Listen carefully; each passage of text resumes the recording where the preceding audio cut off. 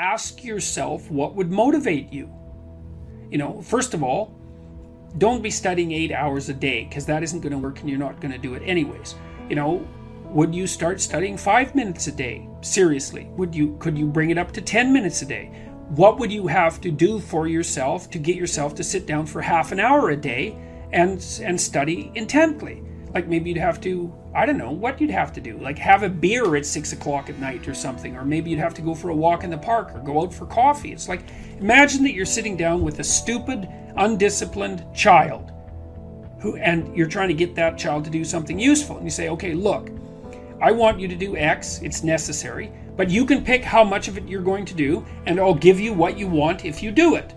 Well, ask yourself that and see what happens. So don't try to tyrannize yourself, try to negotiate with yourself and use some reward and see how that works. And start slow, maybe you're not very disciplined and the best you can do is half an hour of studying it a day. Well, start with half an hour. Increase that 5 minutes a week. If you do that, that's a lot. If you do that for a year, then by the end of the year, you'll be studying 4 hours a day. So you could, that's just with 5 minutes a week, right? Because that's 250 minutes in a year.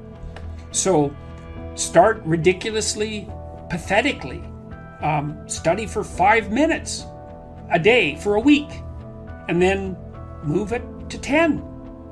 You'll be able to do that.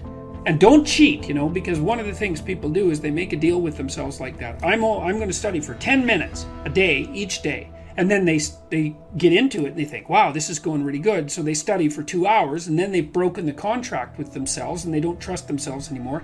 And then they don't study for a whole year. Or, well, maybe not. For a month. So, but set your contract. Ask yourself, what could I do to move myself forward to my goal that I would do?